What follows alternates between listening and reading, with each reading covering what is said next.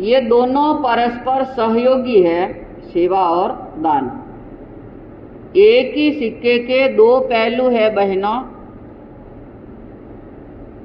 इन दोनों कार्यों को करते हुए तीर्थंकर गोत्र का उपार्जन भी कर सकते हैं और मोक्ष की मंजिल भी प्राप्त कर सकते हैं। सेवा धर्म परम गहनो योगिनामप्यगम्य, ये भर्तृहरि की रचना की लाइन है, जिस भर्तृहरि को राजा विक्रम के कथानक में आपने सुना था कि सेवा धर्म परम गहन, बड़ा कठिन है सेवा धर्म। सारे धर्म अपना सकते पर सेवा धर्म हर एक इंसान नहीं अपना सकता। एक एक मुनिवर रसना त्यागी, एक एक ज्ञान भंडार, एक एक मुनिवर वयावच वैरागी, जैना गुणारो नहीं पार। एक रसना के त्यागी है, अरस निरस कुछ करने वाले नहीं। एक के पास में ज्ञान का भंडार है और एक के पास ये विनय वयावच। इसके सद्गुण है, पर विनय कौन कर सकता है, सेवा कौन कर सकता है, ये जानना है। जिसमें सहनशीलता होती है वो सेवा कर सकता है, और सहनशीलता नहीं है तो वो सेवा की हुई भी नहीं के बराबर हो जाती है। कई बार आप अनुभवी, जिनसे सुना होगा अनुभवियों की बातें कि बड़ों की गालियां और घी की नालियां, ये बोलते हैं। इसमें बहुत बड़ा रहस्य छिपा हुआ है कि जिसकी सेवा आप कर रहे हैं वो कई बार अपनी प्रकृति से बिगड़ जाते हैं, क्रोधी हो जाते हैं, बोलने का उनको ख्याल भी नहीं रह सकता। जो सेवा करता है उनको भी कई प्रकार के शब्द सुना देता है। अगर ये सहन करने की शक्ति नहीं है तो वो सेवा भावी नहीं कहला सकता है। उन वचनों को सुनने वाले हुए नंदीसेन मुनि। वो नंदीसेन मुनि कैसे हुए? ब्राह्मण का पुत्र और काला कलूठा शरीर, जिनका इतना कुरूप जीवनमल सा, इतना काला कलूटा स्वरूप कि कहीं पर भी उनको स्थान नहीं मिला, मामा के घर से भी निकल गए। जहां जहां गए अपने कुरूप के कारण से तिरस्कार प्राप्त हुआ। ऐसे तिरस्कार जिससे सोच लिया कि मरना ही भला है, जिंदा रह के क्या करे। पर जिस श्रमण का उपदेश लगा कि अरे भाई यह जीवन अमूल्य जीवन है, मरने के लिए नहीं कुछ करने के लिए ये जीवन मिला है। आखिर मुनि का उपदेश लगा और वो नंदीसेन से मुनि नंदीसेन बन गए।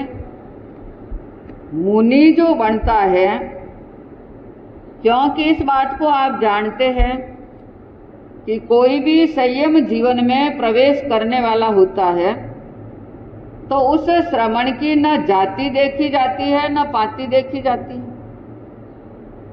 उनके गुण विशेष तौर से देखे जाते हैं कि उनकी साधना कैसी है, उनकी तपश्चर्या कैसी है, उनका ज्ञान कैसा है, उनकी सेवा कैसी है, ये देखे जाते हैं।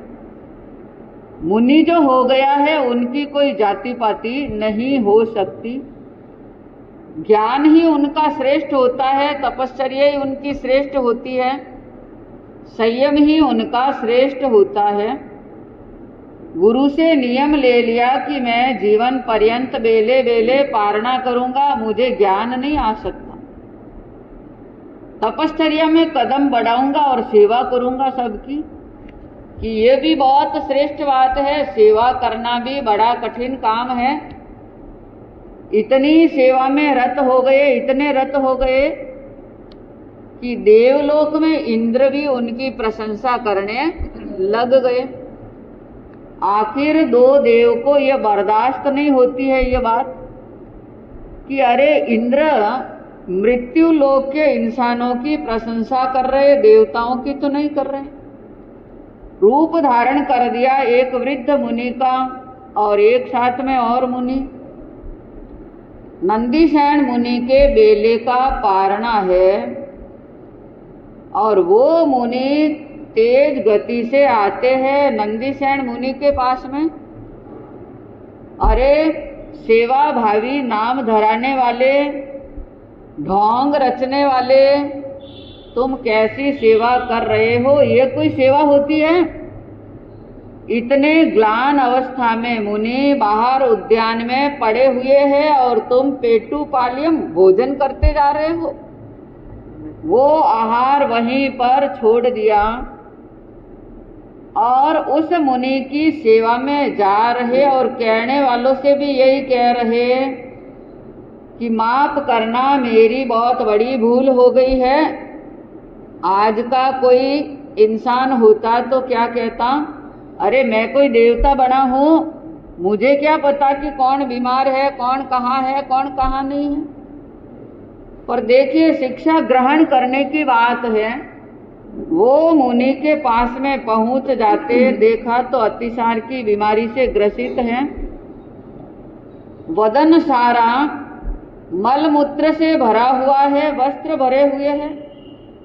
मुनि से क्षमा मांग रहे हैं कि मेरी बहुत बड़ी भूल हो गई है, अब आप मेरे कंधे पर विराजो और निश्चित स्थान पर मैं लेकर के जाता हूँ, आपका इलाज उपचार होगा, आप शीघ्र ठीक हो जाएंगे। मुनि को कंधे पर बिठा दिया, पर वो मुनि कौन है? देव जो है मुनि का रूप धारण किया हुआ है, कंधे पर बैठे हुए हैं और मल मूत्र से सारा शरीर उनका भर दिया। पर वो कोई घृणा करने वाले नहीं, नफरत करने वाले नहीं कि अरे ये क्या कर रहे हो, थोड़ा तो ध्यान रखो, ऐसे कोई शब्द निकलने वाले नहीं हैं। चल रहे हैं अपने आप में पश्चाताप कर रहे कि मेरी भूल के कारण से इतनी तकलीफ इन मुनि को उठानी पड़ रही है। चलते चलते ऊपर से टाकर मार रहे, अरे तुझे पता नहीं है एक अड़ियल घोड़े की तरह चल रहा है, तुझे पता है मेरे शरीर में धचके लग रहे हैं, मुझे तकलीफ हो रही है। पर उसमें भी क्रोध रोष करने का काम नहीं, उपाश्रय में पहुंच गए। आखिर ध्यान लगा करके देखा देव ने कि कोई क्रोध आया है या नहीं आया है। वो समता भावी साधक सेवा के सद्गुण में तल्लीन बने हुए, देवता उनके चरणों में नमस्कार कर देते हैं कि धन्य है, धन्य है। जैसी इंद्र ने प्रशंसा की वैसे ही सेवा के सद्गुण आप में भरे हुए हैं। ये है सेवा। और दूसरा सिक्का है जिसको भी आप सुन रहे कि दान जो है वो दान करना भी बड़ा कठिन कार्य जो होता है। दान किस प्रकार से किया जा सकता है? एक तो अनुकंपा दान है और एक सुपात्र दान है। अनुकंपा दान जब तीर्थंकर दीक्षा लेते उसके पहले वर्षी दान जो देते हैं वो अनुकंपा दान में आ जाता। अनुकंपा दान वो होता कि जो भी सामने याचक आया है, मांग रहे हैं, जो भी जिसको जरूरत है तो वो अपनी इच्छा से उनको दे देते हैं। उसमें कोई पात्र अपात्र नहीं देखा जाता है। जिसके जो कमी है उसकी पूर्ति कर देना, भूखे को भोजन दे देना, प्यासे को पानी दे देना और वस्त्रहीन है तो उनको वस्त्र भी दे देना, ये सब दान उस श्रेणी में आ जाते हैं। टीचर्स डे, और ये इसलिए मनाया जाता है कि भारत के भूतपूर्व राष्ट्रपति सर्वपल्ली डॉक्टर राधाकृष्णन जी, जिनका जन्म दिवस इसी 5 सितंबर को सन 1888 में हुआ था। वो राष्ट्रपति बनने से पहले प्रोफेसर रहे। शिक्षण का कार्य करते हुए एक दिन जब छात्रों ने उनसे पूछा कि आपका जन्मदिन कैसे मनाया जाए, तो उन्होंने अपने मन की जो बात रखी कि जन्मदिन जो है वो शिक्षक दिवस के रूप में मनाना चाहिए। आज के दिन विशेष तौर पर हम अपने उन शिक्षकों के प्रति कृतज्ञता ज्ञापित करने का प्रयास करते हैं, भावना रखते हैं, जिन्होंने हमें शिक्षित भी किया और शिष्ट जीवन जीने का संदेश भी दिया। तो ऐसे तमाम अपने जीवन में रहे हुए तमाम शिक्षकों के प्रति हम कृतज्ञता भावपूर्वक नमन करते हैं। कहा जाता है कि जिन्होंने हमें एक अक्षर भी सिखाया और आदरणीय परम आदरणीय वो शिक्षक हैं जिन्होंने हमें आड़ी टेढ़ी रेखाओं से अक्षर बनाना सिखाया और हम इस मुकाम तक पहुँचे कि अपने एक श्रेष्ठ जीवन को जीने में कामयाब हो सके। उन अध्यापकों के प्रति, उन टीचर्स के प्रति, उन शिक्षकों के प्रति हम वंदन नमन का भाव रखते हुए अपने जीवन में उनके उपकारों को हमेशा हमेशा के लिए याद रखने का प्रयास करें।